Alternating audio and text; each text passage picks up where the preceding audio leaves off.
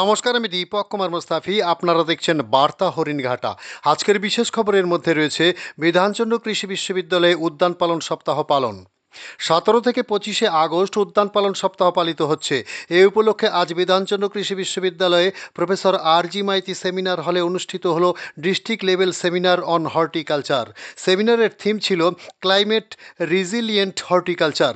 সেমিনারটি যৌথভাবে আয়োজন করেছিল faculty of horticulture Bidhanchandra Krishi Viswavidyalaya এবং নদিয়া ডিস্ট্রিক্ট হর্টিকালচারের অফিস পশ্চিমবঙ্গ সরকার। জলবায়ু সহনশীল উদ্যান চাষে কৃষকদের দুদিনের উদ্যান পালন বিষয়ক আলোচনা সভা ও প্রশিক্ষণ দেওয়া হয়।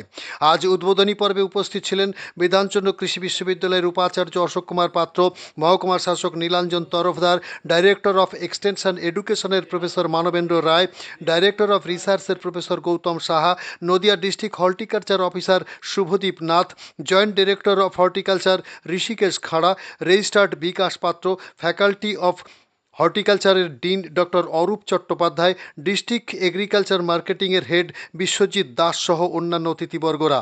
রিপোর্ট ও ক্যামেরা দীপক মুস্তাফি ও গৌর ঘোষ। আমাদেরই কলিগ, এখন উদ্যান পালন বিভাগের মন্ত্রী, তারই ইচ্ছে এবং চিন্তা ভাবনার ফসল হচ্ছে এই বিভিন্ন জেলা ভিত্তিক যে উদ্যান সপ্তাহ পালিত হচ্ছে। তিনটে শব্দই কিন্তু আজকে পুরো দিনটাকে সূচিত করছে। ক্লাইমেট, জলবায়ু পরিবর্তনশীল বিষয়। নদিয়া জেলা প্রশাসনের গুরুত্বপূর্ণ অফিসারবৃন্দ সবাইকে আমি ধন্যবাদ জানাচ্ছি। এবং তাদের বকের যে সাবজেক্টটা আজকে আমাদের যে সাবসিডি অনুদান সেটা তাদের দেওয়া হবে, এই বিষয়গুলো আমাদের রয়েছে। এবং সবজির ব্যাপারে বলি, একটু সবজি হচ্ছে, সবজি এমনি বর্ষাকালে সবজির দাম প্রত্যেক বছরই বেড়ে যায়। সেই ক্ষেত্রে বাজারে সবজির দামটা একটু ঊর্ধ্বমুখী থাকে এবং ইদানিং অতিরিক্ত কীটনাশক এবং রাসায়নিক সার ইউজের ফলে, ব্যবহারের ফলে সবজি গ্রহণ করি এবং এই জাতীয় অনুষ্ঠানের আয়োজন করি। মাননীয় ডাইরেক্টর অফ রিসার্চ স্যার বলেছেন পৃথিবীটা গরম হয়ে যাচ্ছে, পৃথিবী এখন অনেক অসুখ। কবির কথায় পৃথিবীর গভীরতম অসুখ এখন। মানুষ তবুও ঋণী পৃথিবীর কাছে, কারণ এই মাটি থেকেই ফসল উৎপন্ন হয়। সেই ফসল ছাড়া কিন্তু আমরা বেঁচে থাকতে পারবো না। আমাদের বেঁচে থাকার জন্য কিছু খাবার একান্তভাবে প্রয়োজন, যেটা আমরা সিনথেটিক্যালি ল্যাবরেটরিতে তৈরি করতে পারবো না। গাছ ছাড়া আমাদের খাবার কেউ বানাতে পারবে না। পৃথিবীতে কার্বন ডাই অক্সাইডের পরিমাণ বেড়ে যাচ্ছে। এই কার্বন ডাই অক্সাইড শোষণ করতে পারে দুটি জিনিস। এক হচ্ছে সমুদ্রের জল, সি সারফেস, যেটা কনস্ট্যান্ট আছে, যার পরিবর্তন বিশেষ হচ্ছে না। আর 2 নম্বর হচ্ছে সবুজ পাতা বা গ্রিন সারফেস। পৃথিবীতে প্রতিনিয়ত প্রতিদিন কয়েক বর্গ কিলোমিটার করে বনভূমি ধ্বংস হচ্ছে।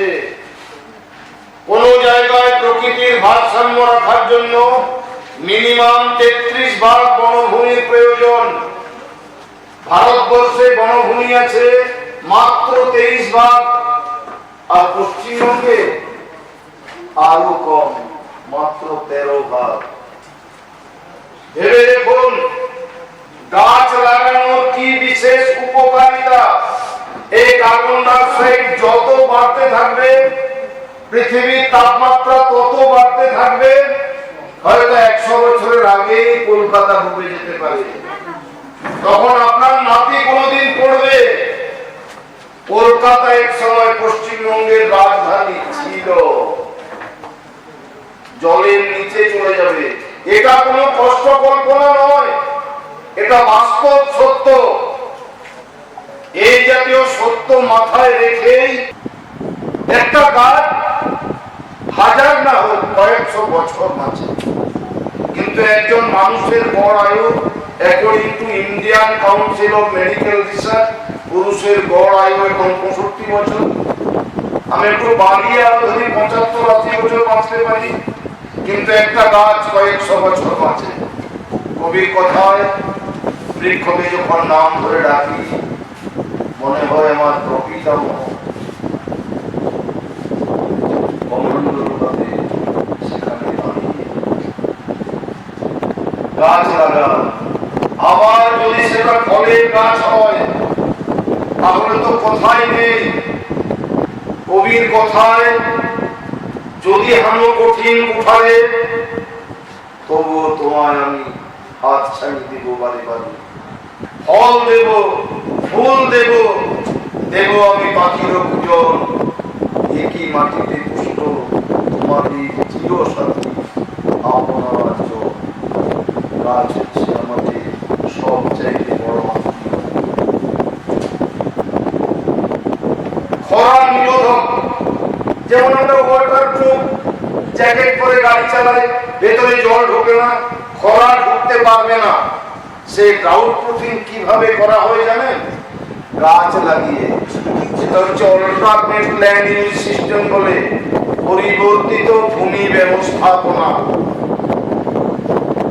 আমরা এইভাবে নিজেদের মধ্যে আলোচনা করে সরলীকৃত ভাবে কিভাবে জিনিসটি আত্মস্থ করতে পারি এবং কিভাবে অনুশীলন করতে পারি, তার জন্য আজকে এই ব্যবস্থাপনা।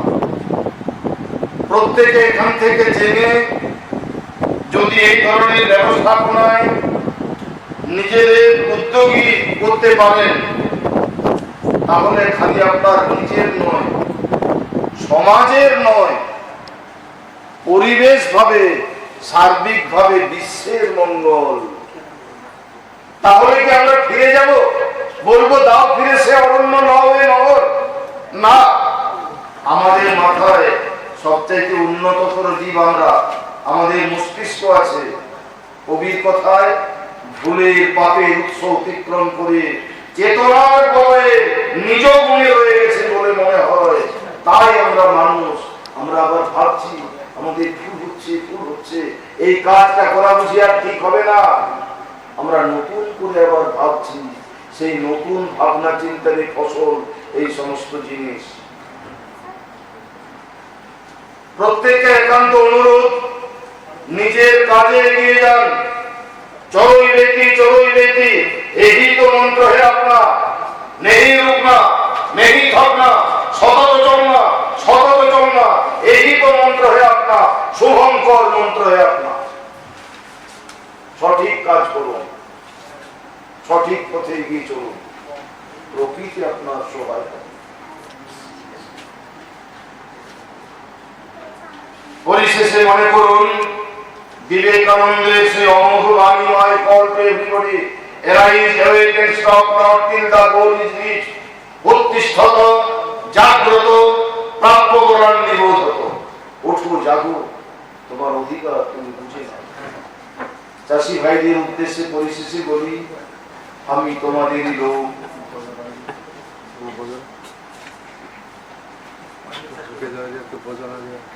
আর কি নয়, এই শেষ পরিচয়। আপনারা ইউনিভার্সিটি আসবেন, আমাদের সাথে যোগাযোগ রাখবেন, আমরা আপনাদের সাহায্য করার জন্য সব সময় প্রস্তুত।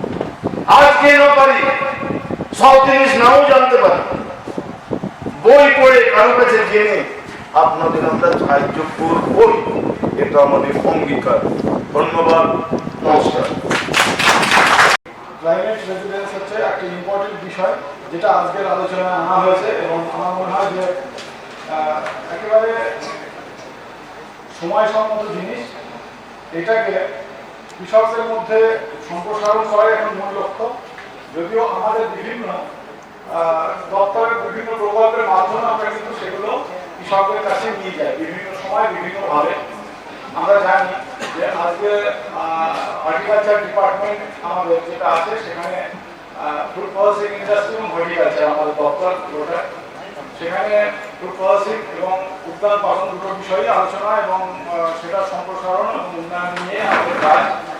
আপনারা জানেন যে কন্ডিশন হবে, তো কিভাবে আমাদের ওয়াটারকে আমরা অ্যাডজাস্ট করে কোন সময় আমরা দেব যাতে আমাদের প্রোডাকশনের কোনো ক্ষতি না হয়। এভরি অ্যাসপেক্ট, সেই সিড থেকে আমাদের সয়েল, আমাদের ওয়াটার, আমাদের ম্যানেজমেন্ট এবং আমাদের যে চাষি ভাই বোনদের ক্যাপাসিটি ডেভেলপমেন্ট, এবং এই ধরনের সিচুয়েশনে আমাদের কি করতে হবে। যখন আমরা রাইস করতে থাকি, যদি ক্লাইমেটের চেঞ্জ হয় কোন সময়, যেমন এলনিনোর কথা হলো, সেই সময় যদি ওয়াটার না পাই আমরা, মানে এবারে সেমিনারটা মূলত কি উদ্দেশ্য কি? আজকের সেমিনারটা যে মেন উদ্দেশ্য, আমরা যে ডিস্ট্রিক্ট লেভেল সেমিনার করছি অন হর্টিকালচারাল ক্রপস, তো মেন উদ্দেশ্য হচ্ছে যে আমাদের মানে অনেক অপরচুনিটিস আছে, এই যে বিভিন্ন রকমের ভালো ভেজিটেবলস করা, আমাদের ফ্রুট ক্রপস করা, ফ্লাওয়ার আছে সুযোগ, তো এই যে সমস্ত বিষয়টা আছে এই যে নদিয়া ডিস্ট্রিক্টে, তো কিভাবে আমরা সেটা চাষি ভাই বোনদের কাছে পৌঁছে দেব, তাদেরকে আমরা আজকে সবাই তারা এসেছে, অনেকেই চাষি ভাই বোনরা, তাদেরকে আমরা এই যে আজকে তেজপাতার আমরা তাদেরকে চারা গাছ দিলাম আমরা। তো মেন উদ্দেশ্য হচ্ছে যে ক্লাইমেট রেজিলিয়েন্ট হর্টিকালচার কিভাবে আমরা আমাদের এই নদিয়া ডিস্ট্রিক্টে, এমনকি মানে পুরো পশ্চিমবঙ্গে কিভাবে সেটা আমরা প্রমোট করতে পারবো, সেই বিষয়ে আজকের এই কার্যশালা। এবং এখানে বিভিন্ন ধরনের যে আমাদের ক্লাইমেট রেজিলিয়েন্ট কোন গাছগুলো লাগালে ভালো হবে, কোন ফলের গাছ লাগালে ভালো হবে, সেটা কিভাবে আমরা পরিচর্যা করব, সেই সম্বন্ধে সমস্ত বিষয় যেটা আছে, তার রোগ পোকা লাগলে তারা সেটা কিভাবে নিবারণ করা যাবে, যখন সেই গাছপালা থেকে যে ভেজিটেবলস হোক বা ফল হোক, সেটা যদি আমরা মানে কিভাবে সেটা হারভেস্ট করা হবে, সেটাকে পরে প্যাকেজিং করা হবে, পোস্ট হারভেস্ট, এই ডিফারেন্ট যে প্রসেস আছে, এই সমস্ত বিষয়টা নিয়ে মানে আলোচনা হবে এবং সেটা চাষি ভাই বোনদের কাছে তুলে দেওয়া হবে। তারা সেটা অ্যাডপ্ট করতে পারবেন এবং তাদের ইনকাম বাড়াতে পারবেন, আয় বাড়াতে পারবেন। আজকাল হয়েছে এগ্রিকালচারের ইন্টিগ্রেটেড ফার্মিং সিস্টেম, যেখানে তারা শস্য চাষ করবে, সেখানে যারা ফলের চাষ করবে, সেখানে ফুলের চাষ করবে, ইন্টিগ্রেটেড, সেখানে গাই বাছুর থাকবে, সেখানে মৎস্য চাষ হবে। তো এই যে আজকের প্রোগ্রাম, সেটা বিশেষ করে হর্টিকালচারাল ক্রপসের উপরে আমাদের পশ্চিমবঙ্গের মানে অনেক সুযোগ আছে হর্টিকালচারের, মানে আমরা ভেজিটেবলস ক্রপে আমরা নাম্বার 1-এ বা 2-এ আমরা প্রতি বছরই হই। তো যে সমস্ত সুযোগগুলো আছে, আমাদের যে সমস্ত রিসার্চ করে ডেভেলপ করা হয়েছে ডিফারেন্ট ভেজিটেবল ক্রপস এই বিশ্ববিদ্যালয়, বিধানচন্দ্র কৃষি বিশ্ববিদ্যালয় থেকে, সেগুলো আমরা চাষি ভাই বোনদের কাছে তুলে দেওয়া এই মেন উদ্দেশ্য আজকের এই প্রোগ্রাম। আজকের program department of horticulture, government of West Bengal, Bidhanchandra Krishi Viswavidyalaya এবং সমস্ত চাষি ভাই বোনরা যারা এসেছেন, তাদেরকে সবাইকে নিয়ে এই আজকের কর্মশালা। ধন্যবাদ স্যার। Thank you.